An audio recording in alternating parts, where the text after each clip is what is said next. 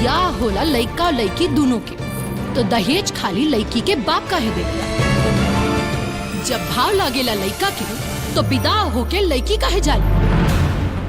तू हो दूसरा के बियाह में पैसा लुटाए वाला लड़की और हम अपना बेटा के बियाह में दहेज मांगे वाली औरत।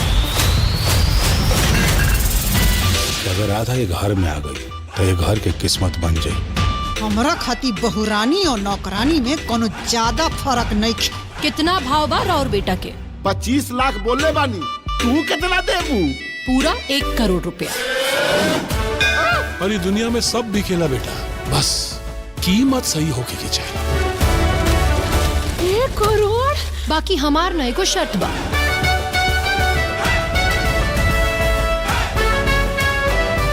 शादी की सौदा पक्का।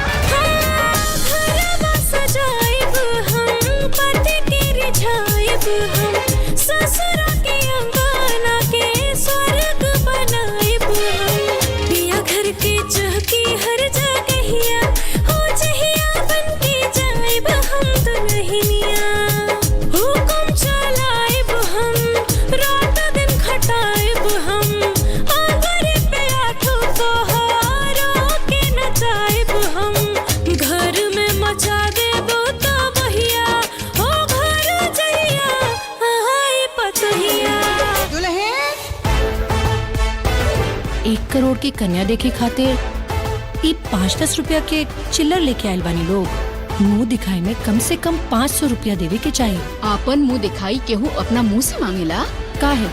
जब सास अपना औकात से बढ़कर दहेज मांग सकेली तो हम पतो अपन हैसियत के हिसाब से मुंह दिखाई ना मांग सकेनी का? चल जो हमरा घर से। 2 दिन के आइल बहुरिया अपन राजपाट चलावे के चाहतिया। खाए वाला चाल और बनाए वाला दूल्हो, तो काम तो बांटे के पड़ी। तू अपना सास से काम करो एबू हो। चला झाड़ू पोछा करो, जल्दी जल्दी पानी भरो, चूल्हा चौका कोई के बर्तन मांजो, देर नहीं करो। अब हुकूमत घर में हमरो सारे हम चली हो, अब आराम कोइले घर में नहीं काम चली हो। सुल्ला दहिया पोखटनिया सुबह शाम चली हो। ना होई सब। सबके आँख के तारा बन के न घूमत रही 2 दिन के आई लड़की, सबके आँख के कांटा ना बना देनी तो हमरो नाम जानकी देवी ना। मुखनी तीज त्योहार मानी निर्जल निरहार, ये हो शिव जी पियवा जियला के आधार हो खेला। राधा पहले ही सोचत रानी कि हम तारा बिना कैसे जिये, आज सोचत रानी कि तारा साथ है कैसे जिये। हम मानत आनी कि जानकी में लाख बुराई बा, लेकिन तारा सोचे के चाहिए वो हमार पत्नी है। आज से रवा लोग आजाद बने हमसे और हमारी सौदा से।